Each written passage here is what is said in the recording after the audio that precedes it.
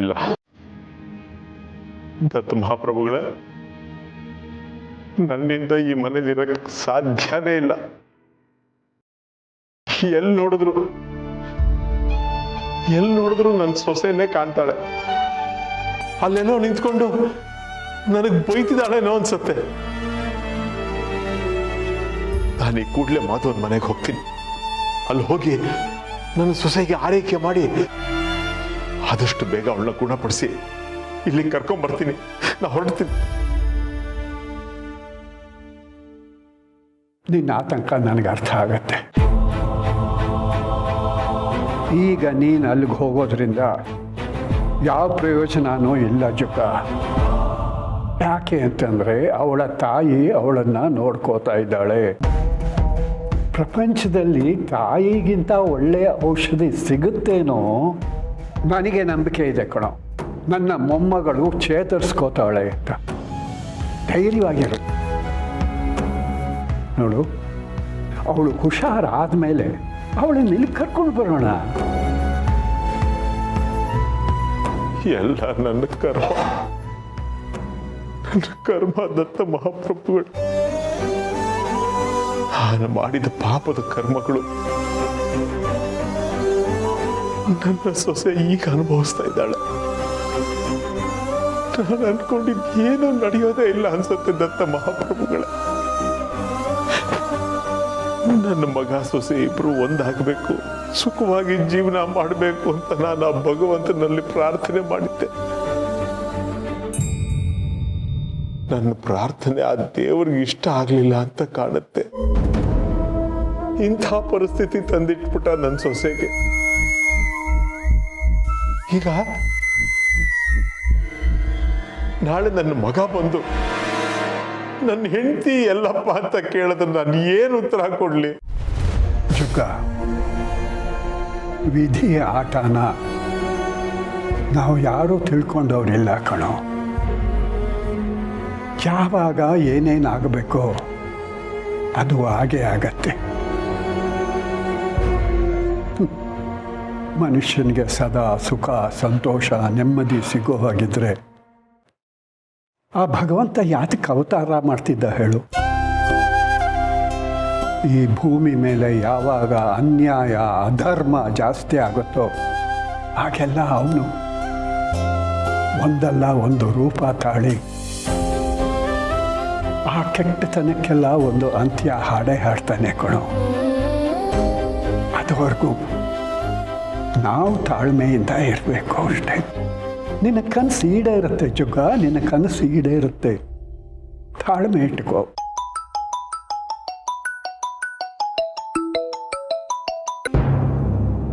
Hello, ಯಾರು? ನೀವು ಇಲ್ಲಿ ಗೋಡೆ ಮೇಲೆ ಒಂದು ನಂಬರ್ ಹಾಕಿ ಫೋಟೋ ಹಾಕಿದ್ರಲ್ಲ, ಅದಕ್ಕೆ ಕಾಲ್ ಮಾಡಿದೆ.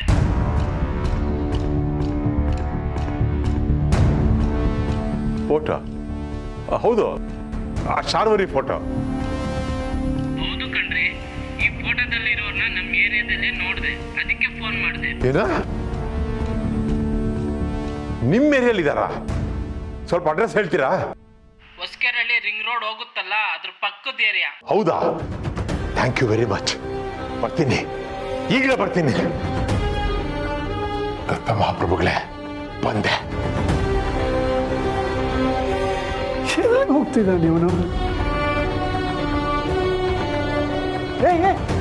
ನಿಂತ್ಕೊ. ಏನ್ ಮಾಡಕ್ ಹೊರಟೆ ನೀನು? ಆ ಶಾರ್ವರಿ ಇರೋ ಜಾಗ ಗೊತ್ತಾಗಿದೆ, ಹೋಗ್ತೀನಿ. ಅವಳು ಕೈಗೆ ಸಿಕ್ಕಿದ್ದ ಹಾಗೆ ಅವಳು ಕುತ್ತಿಗೆನ ಕತ್ತರಿಸ್ಬಿಡ್ತೀನಿ. ಬರ್ತೀನಿ ನಾನು.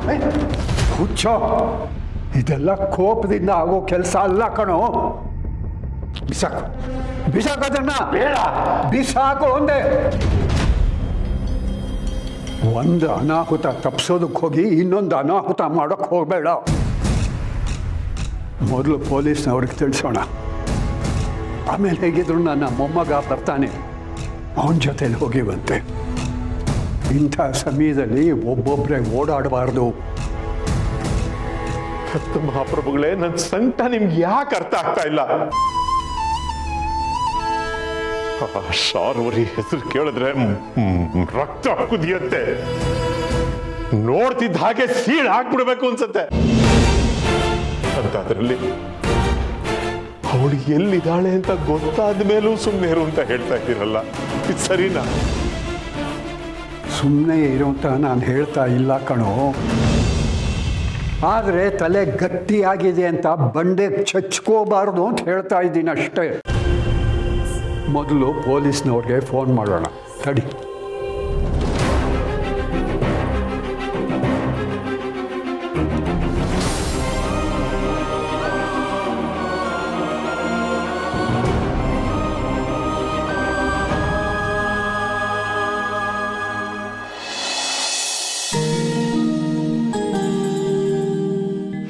ಸಂಧ್ಯಾ ಬರ್ತಾ ಬರ್ತಾ ಮೀರಾ ತುಂಬಾ ಹಠ ಮಾಡೋದ್ ಕಲ್ತಿದ್ದಾಳೆ. ಅವಳು ಏನ್ ಹೇಳ್ತಿದ್ದಾಳೆ ಗೊತ್ತಾ? ಅವಳು ನಿನ್ ಜೊತೆ ಆಟ ಆಡ್ಬೇಕಂತೆ, ಇಲ್ಲ ಅಂದ್ರೆ ಜೋರಾಗಿ ಅಳ್ತಾಳಂತೆ. ಅದೇನ್ ಆಟ ಆಡಿಸ್ತೀಯೋ ನೀನೇ ಆಟ ಆಡ್ಸಮ್ಮ.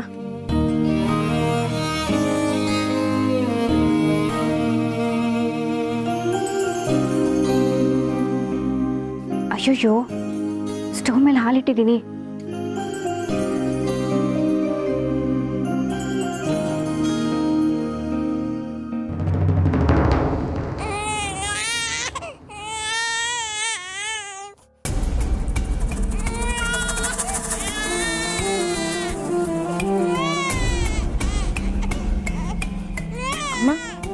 ಮಗು ಅಳ್ತಿದೆ. ಪೂರ್ಣಿ ಅಕ್ಕ ಎಲ್ಲಿ? ಅಮ್ಮ, ಮಗು ಅಳ್ತಾ ಇದೆ. ಪರವಾಗಿಲ್ಲ, ಗೊತ್ತೋ ಗೊತ್ತಿಲ್ದೇನೋ ಪೂರ್ಣಿ ಒಳ್ಳೆ ಕೆಲಸ ಮಾಡಿದಾಳೆ. ನೀನು ಹೋಗ್ಬೇಡ. ಅಲ್ಲ ಅಮ್ಮ, ಮಗು ಅಳ್ತಿದೆ, ಪೂರ್ಣಿ ಅಕ್ಕ ಬಿಟ್ಟೋಗಿದ್ದಾಳೆ, ಅದೇ ನೀವು ಒಳ್ಳೆ ಕೆಲಸ ಅಂತಿದ್ದೀರಾ. ನಿಂತ್ಕೋ, ಹೇಳ್ತೀನಿ.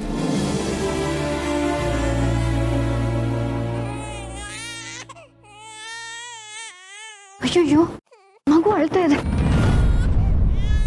ಹೋಗ್ಬೇಡ, ನಿಂತ್ಕೋ.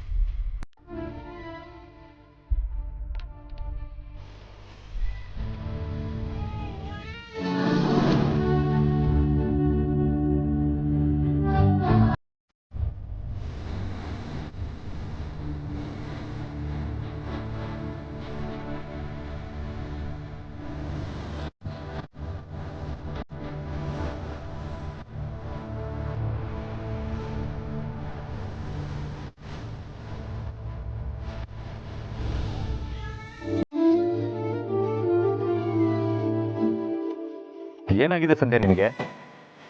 ಆ ಮಗು ನಮ್ಮ ಮನೆಗೆ ಮಹಾಲಕ್ಷ್ಮಿ, ನಾವೆಲ್ಲರೂ ಪ್ರಾಣಕ್ಕಿಂತ ಹೆಚ್ಚ ಪ್ರೀತಿಸೋ ಪುಟ್ಟಲಕ್ಷ್ಮಿ ಅಂಥದ್ರಲ್ಲಿ ಅದು ಅಷ್ಟೊಂದು ಅಳ್ಬೇಕಾದ್ರೆ ನೀನು ಕೇಳ್ಕೊಂಡು ಸುಮ್ಮನೆ ಕೂತಿದ್ಯಲ್ಲ, ಕಲ್ಲಾಗಿದೆ ನೀನು.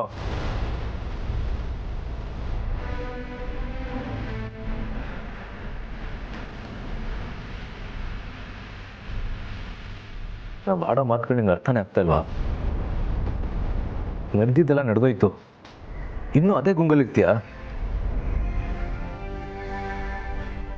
ಎಷ್ಟು ದಿನ ಅಂತ ಹೀಗೆ ಇರ್ತೀಯ? ನಮ್ಮ ಕಣ್ಣೀರಿಗೆ ಕಾಣಿಸ್ತಾ ಇಲ್ವಾ?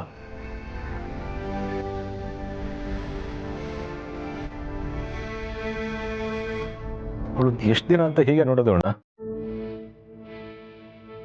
ಬಂದ್ಬಿಡು ಸಂಧ್ಯಾ, ಮತ್ತೆ ನಮ್ಮ ಹತ್ರ ಬಂದ್ಬಿಡು. ಪುನಃ ಮೊದಲಿನ ಥರ ಆಗು. ಈ ಎಲ್ಲ ಶಾಕಿಂದ ಆಚೆ ಬಂದ್ಬಿಡು.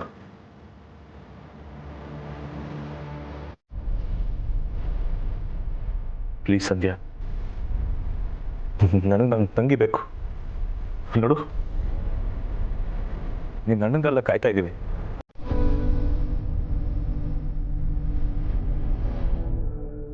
ನಿನಗೆ ಅಣ್ಣನ ಪ್ರೀತಿ ಬೇಡವಾ? ಅಮ್ಮನ ಪ್ರೀತಿ ಬೇಡವಾ? ಬಂದ್ಬಿಡು ಸಂಧ್ಯಾ, ಪ್ಲೀಸ್.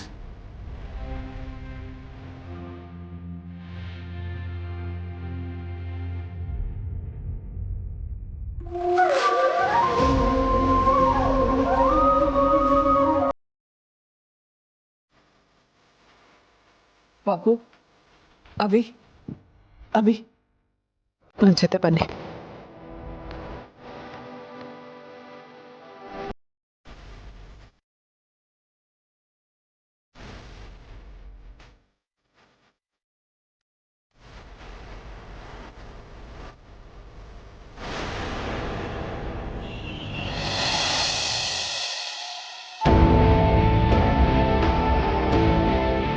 ಇವಳು ಮಾಡಿರೋದು ಒಂದ ಎರಡ?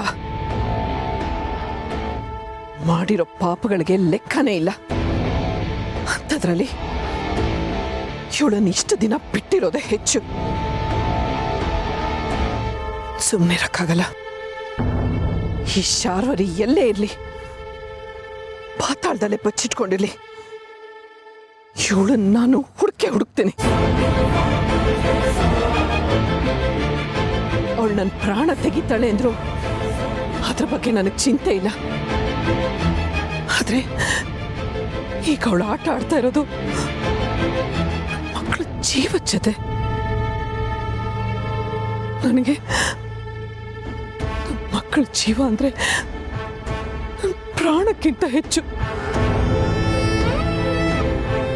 ಅದರಲ್ಲಿ ಈಗ ಸಂಧ್ಯಾನ ಇಂಥ ಪರಿಸ್ಥಿತಿಗೆ ತಂದಿಟ್ಟಿದ್ದಾಳೆ.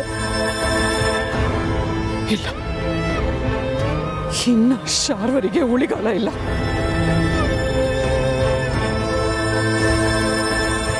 ಅವಳ ಬೇಟೆ ಈ ಕ್ಷಣದಿಂದನೇ ಶುರು ಆಗಬೇಕು.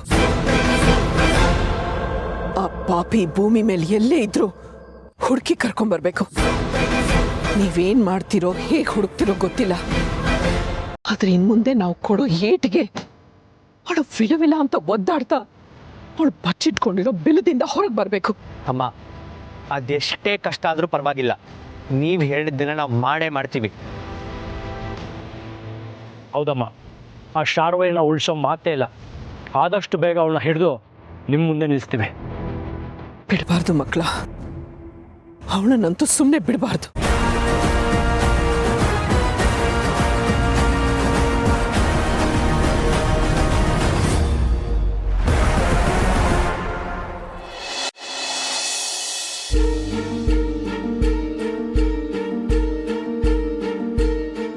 ಯಾವಾಗ್ಲೂ ನನ್ನ ಮಾತೆ ಕೇಳಲ್ಲ ಅಂತೀರ ದತ್ತ ಮಹಾಪ್ರಭುಗಳೇ ನೀವು.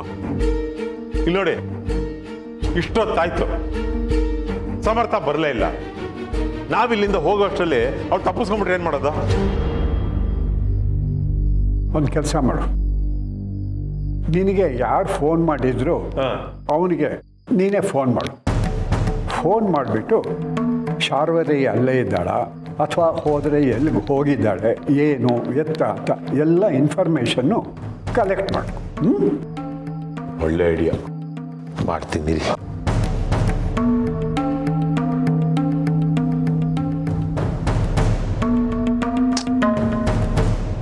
ನೋಡಿದ್ರ, ನಾಟ್ ರೀಚಬಲ್ ಬರ್ತಿದೆ.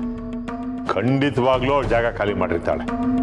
ಅಂಕಲ್, ಯಾರ್ದೋ ಫೋನ್ ನಾಟ್ ರೀಚಬಲ್ ಬರೋದಕ್ಕೂ ಶಾರ್ವರಿ ಅಲ್ಲಿಂದ ಜಾಗ ಖಾಲಿ ಮಾಡಿರೋದಕ್ಕೂ ಏನ್ ಸಂಬಂಧ ಇದೆ ಅಂಕಲ್? ಅಯ್ಯೋ, ಅದೆಲ್ಲ ನನಗೆ ಗೊತ್ತಿಲ್ಲಮ್ಮ.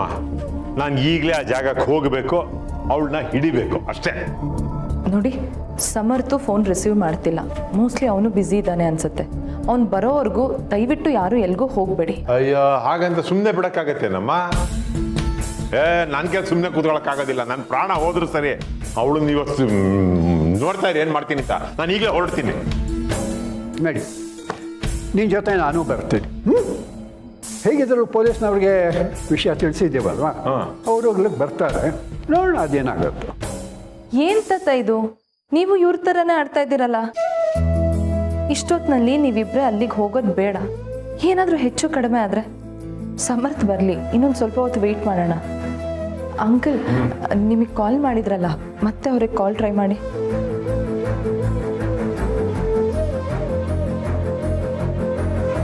The number you are trying to call is currently not reachable. ನೋಡಿ, ಅವಾಗಿಂದ ಟ್ರೈ ಮಾಡ್ತಾ ಇದ್ದೀನಿ, ಕಾಲೇ ಕನೆಕ್ಟ್ ಆಗ್ತಿಲ್ಲ. ನಾಟ್ ರೀಚಬಲ್ ಬರ್ತಾ ಇದೆ. ಅಂಕಲ್, ಆ ನಂಬರ್ ತೋರಿಸಿ ಒಂದ್ಸಲ. ಇದೆ ನಂಬರ್. ಇದು ಪ್ರೈವೇಟ್ ನಂಬರ್ ಅಂಕಲ್. ಏನಮ್ಮ ಹೇಳ್ತಿದ್ದೀಯ ನೀನು? ಹೌದು ತಾತ, ಈ ನಂಬರಿಂದ ನಾವು ಯಾರಿಗಾದ್ರೂ ಕಾಲ್ ಮಾಡಬಹುದೇ ಹೊರತು ಮತ್ತೆ ವಾಪಸ್ ಅದೇ ನಂಬರಿಗೆ ಕಾಲ್ ಮಾಡಿದ್ರೆ ಕಾಲ್ ಕನೆಕ್ಟ್ ಆಗಲ್ಲ. ಒನ್ ವೇ ಕಾಲ್ಗೆ ಅಂತಲೇ ಈ ನಂಬರ್ ತೊಗೊಂಡಿರೋ ಹಾಗಿದೆ. ನನಗೆ ಯಾಕೋ ಅನುಮಾನ ಬರ್ತಾ ಇದೆ. ಅನುಮಾನ ಏನಮ್ಮ ಹಾಗಂದ್ರೆ? ನಿಧಿಗೆ ಶಾರ್ವರಿಯಿಂದ ಕಾಲ್ ಬರ್ತಾ ಇದ್ದಿದ್ದು ಇದೇ ಥರದ ನಂಬರಿಂದ ಅಂತೆ. ನಿಧಿನೇ ಹೇಳಿದ್ಲು. ಒಂದು ನಿಮಿಷ ಅಂದರೆ ನೀನು ಏನು ಹೇಳ್ತಿರೋದು? ಈ ಕಾಲು ಶಾರ್ವರಿದು ಅಂತಲೇನಾ? ಇರ್ಬೋದು ತಾತ. ಅವಳು ಮಾಡೋ ಕುತಂತ್ರಗಳ ಬಗ್ಗೆ ನಿಮಗೆ ಗೊತ್ತಲ್ವಾ? ಈ ರೀತಿ ಕಾಲ್ ಮಾಡಿ ನೀವು ಬರೋದನ್ನೇ ಕಾಯ್ತಾ ಇದ್ದು ನಿಮ್ಗೇನಾದರೂ ಅನಾಹುತ ಮಾಡಿದ್ರೆ? ಇರ್ಬೋದು. ಚೌಲಾಡಿ, ನೀ ಹೇಳಿದ್ಮೇಲೆ ಯಾಕೋ ನನಗೂ ಅನುಮಾನ ಬರ್ತಾ ಇದೆ. ಏಕೆಂದರೆ ಅವಳು ಅಂಥ ಕೆಟ್ಟ ಹೆಂಗಸು. ಈ ಹುಟ್ಟು ಗುಣ ಸುಟ್ಟರು ಹೋಗಲ್ಲ ಅಂತಾರಲ್ಲ, ಹಾಗೆ ಅವಳೇ ಮಾಡಿದ್ರು ಮಾಡಿರ್ಬೋದಮ್ಮ. ದತ್ತ ಮಹಾಪ್ರಭುಗಳೇ, ನನಗೂ ಅದೇ ಅನ್ನಿಸ್ತಾ ಇದೆ. ನೀವು ಹೇಳ್ತಿರೋದು ಸರಿಯಾಗಿದೆ. ಯಾಕೆ ಹೇಳಿ? ಈಗ ಒಬ್ಬ ವ್ಯಕ್ತಿ ನಮಗೆ ಫೋನ್ ಮಾಡ್ದ, ಅವನು ಖಡಾಖಂಡಿತವಾಗಿ ಮಾಹಿತಿ ನಮಗೆ ಕೊಟ್ಟ, ಮತ್ತು ಆ ಕಡೆಯಿಂದ ನಮಗೆ ಫೋನ್ ಬರಲಿಲ್ಲ. ಆ ನಂಬರಿಗೆ ನಾವು ಫೋನ್ ಮಾಡಿದ್ರೆ ಕನೆಕ್ಟ್ ಆಗ್ತಾ ಇಲ್ಲ. ಇದೆಲ್ಲ ನೋಡ್ತಾ ಇದ್ರೆ ಇದೆಲ್ಲ ಶಾರ್ವರಿದೆ ಪಿತೂರಿ ಇರಬಹುದು ಅಂತ ಅನ್ಸತ್ತಾ ಇಲ್ವಾ? ಸರಿ, ಹೇಗಿದ್ರು ಪೊಲೀಸ್ನವರು ಅಲ್ಲೇ ಬಂದಿರ್ತಾರಲ್ವಾ, ನೋಡೋಣ ಏನು ವಿಷಯ ಆಗುತ್ತೆ ಅಂತ, ಆಮೇಲೆ ತೀರ್ಮಾನ ಮಾಡೋಣ. ಹೌದು ತಾತ. ಅಂಕಲ್, ಸದ್ಯಕ್ಕೆ ಯಾರು ಎಲ್ಲೂ ಹೋಗೋದು ಬೇಡ, ಸ್ವಲ್ಪ ಹೊತ್ತು ವೆಯ್ಟ್ ಮಾಡೋಣ. ಅಮ್ಮ, ಹಾಗಿದ್ರೆ ನಾವೀಗ ಏನು ಮಾಡೋದು? ಅವ್ರಿಗೆ ನಿಧಿ ಮೇಲೆ ನಂಬಿಕೆ ಬಂದಿದೆ. ನಾವು ನಿಧಿ ಹತ್ರನೇ ಮಾತಾಡಿಸ್ಬೇಕು. ದೊಡಮ್ಮ ಇದು ಯಾಕೆ ಹೀಗೆ ಓಡ್ ಬರ್ತಿದ್ಯಾ? ಯಾವುದೋ ಅನ್ನೋನ್ ನಂಬರಿಂದ ಕಾಲ್ ಬರ್ತಾ ಇದೆ. ಆಯಿತು, ಕಾಲ್ ರಿಸೀವ್ ಮಾಡು, ಮಾತಾಡು. ಸ್ಪೀಕರ್ಗೆ ಹಾಕು. ನಾ ಹೇಳಿದ್ದೆಲ್ಲ ನೆನಪಿದೆಯಲ್ಲ, ನಾವು ಹೇಳಿದಾಗೆ ಮಾತಾಡು. ಸರಿ ದೊಡಪ್ಪ. ನಿಧಿ, ಏನಾಯ್ತು ನಿಂಗೆ? ಯಾಕೆ ಫೋನ್ ರಿಸೀವ್ ಮಾಡಕ್ಕೆ ಇಷ್ಟೊತ್ತು? ಏನ್ ಮಾಡ್ಲಿ ಮಾಮ್, ಮನೇಲಿ ಎಲ್ರೂ ಅಕ್ಕಪಕ್ಕ ಇದ್ದೇ ಇರ್ತಾರೆ. ಒಂದು ಕಾಲ್ ಬಂದ್ರೆ ಏನು ಎತ್ತ ಅಂತೆಲ್ಲ ಕೇಳ್ತಾರೆ. ಅದಕ್ಕೆ ಎಲ್ಲರ ಕಣ್ ತಪ್ಪಿಸಿ ಒಂದ್ ಜಾಗಕ್ಕೆ ಬಂದು ಕಾಲ್ ರಿಸೀವ್ ಮಾಡಕ್ಕೆ ಇಷ್ಟೊತ್ತು ಬೇಕಾಯ್ತು. ಇದೆಲ್ಲ ನೀನೇ ಅರ್ಥ ಮಾಡ್ಕೋಬೇಕು ಅಲ್ವಾ ಮಾಮ್? ನೋಡಿದ್ರೆ ನನ್ನ ಮೇಲೆ ರೇಗ್ತಿದ್ಯಾ. ಸಾರಿ ನಿಧಿ, ಏನೇನೋ ಟೆನ್ಷನ್.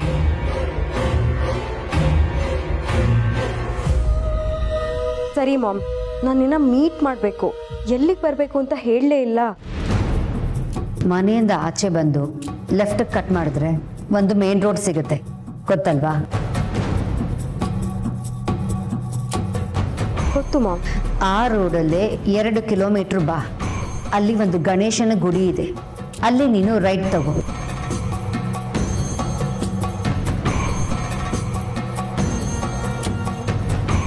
ಹಾಗೆ ಮುಂದೆ ಬಂದು ಸೆಕೆಂಡ್ ಕ್ರಾಸಲ್ಲಿ ಲೆಫ್ಟ್ ಸೈಡಲ್ಲಿ ನಿಂತಿರು. ಸರಿ ಮಾಮ್, ನಾನು ಬರ್ತೀನಿ. ದುಡ್ಡು ತರ್ತೀನಿ ಮಾಮ್, ಎಲ್ಲ ದುಡ್ಡು ತರ್ತೀನಿ. ಸರಿ, ದುಡ್ಡನ್ನು ಸೇಫಾಗಿ ಇಟ್ಕೊಂಡು ಬಾ. ಓಕೆ ಮಾಮ್, ನೀನೇನು ಯೋಚನೆ ಮಾಡಬೇಡ.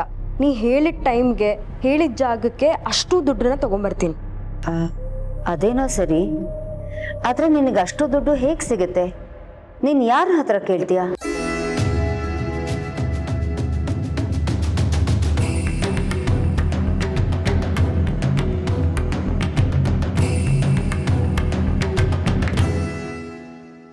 ಮಾಮ್, ಅದು ಸಂಜಯ್ ಬಿಸ್ನೆಸ್ ಶುರು ಮಾಡ್ತಿದ್ದಾರೆ ಅಲ್ವಾ, ಅವ್ರ ಹತ್ರ ದುಡ್ಡು ಕೇಳಿದ್ರೆ ಅವರು ಯಾಕೆ ಏನು ಅಂತ ಏನೂ ಕೇಳಲ್ಲ. ನಾನು ಎಷ್ಟೇ ದುಡ್ಡು ಕೇಳಿದ್ರು ಅವ್ರು ಕೊಡ್ತಾರೆ. ಸೊ ನಾನು ಇವತ್ತು ಅವ್ರ ಹತ್ರ ದುಡ್ಡು ತೊಗೊಂಡು ನಿಮಗೆ ನಾಳೆ ತಂದ್ಕೊಡ್ಲಾ? Very good. ಆದರೆ ನೀನು ಬರೋದು ಆ ಮನೇಲಿ ಯಾರಿಗೂ ಗೊತ್ತಾಗಬಾರ್ದು, ಯಾರಿಗೂ ಅನುಮಾನ ಬರದೇ ಇರೋ ಹಾಗೆ ನೀನು ಬಾ. ಸರಿ ಮಾಮ್, ನಾನು ಮನೆಯವ್ರು ಎಲ್ಲರೂ ಕಣ್ ತಪ್ಪಿಸಿ ಬರ್ತೀನಿ. ಆದರೆ ಹಲೋ